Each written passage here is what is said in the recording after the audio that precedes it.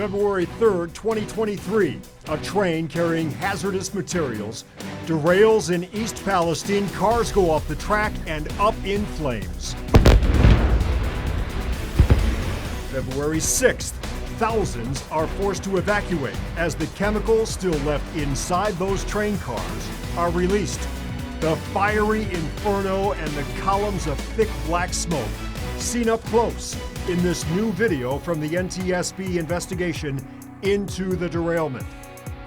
And while the smoke and the flames may be long gone, the marks left on this town 1 year ago are still evident. Well, that new video sure does give us new perspective of exactly what happened in East Palestine 1 year ago tomorrow, and even the bigger disaster that could have been. Now the village is looking to move on and away from being known as the town with the toxic train derailment. So East Palestine has a rebranding campaign with a new logo, a new slogan as well: pride, tradition, and progress. Leaders are also envisioning a future with a downtown bustling with bars and restaurants. We still want to keep our small town feel, but it would be nice to have some more development and stuff come in town. East Palestine also created a community improvement corporation to help execute a plan that includes revitalizing downtown and trying to improve business. Leaders stressed over and over today the village is safe. We heard it then, we hear it now in East Palestine. Is my water safe? From the tap to the private wells and the creeks, many people still do not trust the water 1 year after that toxic train derailment. News 5 investigator Tara Morgan live in East Palestine yet again tonight for us. Tara. Well, fear and distrust settled over this community 1 year ago. I kept in touch with one woman who first brought up to me her concerns about her well water. Now, her family doesn't drink it, but her horses do now, and that's added even more stress. A new year, a new season. Linda Murphy knew winter would be a struggle. Do you drink your well water? No. Your horses? Yes. The Murphys still drink bottled water, but winter brought an end to months of trucking in tanks of water for their horses. There's nothing that we can do to store enough water in these frigid temperatures. There's just no other option. We first met the Murphys 4 days after the toxic derailment. Linda Murphy called for ongoing testing. This could be long-term for years and years. Murphy's fear mirrored what others felt closer to the derailment site. Last March, our first ever community survey showed 70% of people didn't think the water was safe. Governor DeWine said the city water system showed no contaminants and drank from the tap. But the Ohio EPA recommended people with wells test their water. We moved here to retire and be safe. That didn't happen, did it? The Murphys live about 3 miles from where the toxic cargo left the tracks and up the road from one creek where she found dead fish. She says every so often she gets a whiff of an odd odor. This odor, this smell, is exactly what I smell. So, Packaging tape. packaging tape.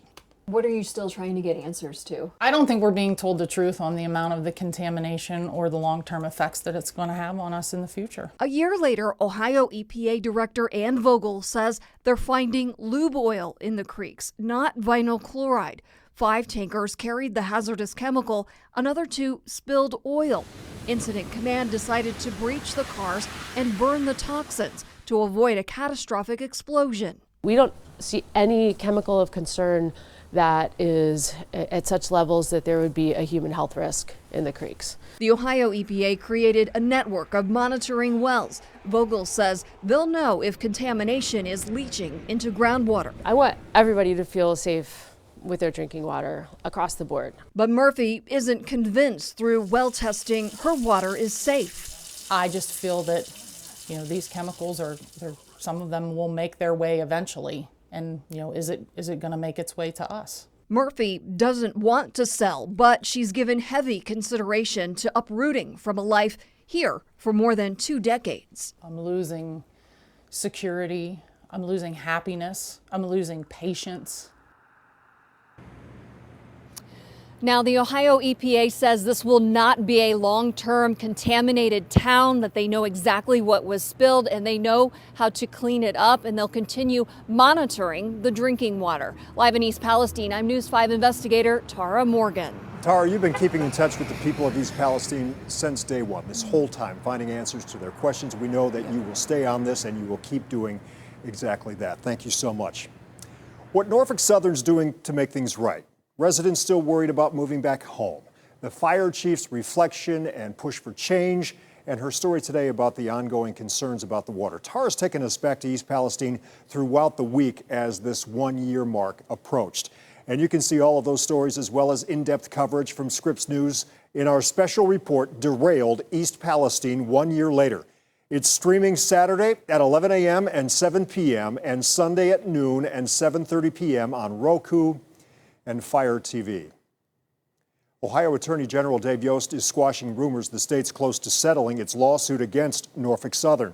Yost says while they have recently met with the railroad and it was cooperative, there are still so many questions that need to be answered to make sure this is a fair settlement and to prevent another disaster just like this one. Questions like whether safety and monitoring equipment was adequate, and what went into that decision to vent and burn the hazardous material still in those derailed train cars in the first place. Yost says some of that may be answered in the final NTSB report on the derailment, which is still months away.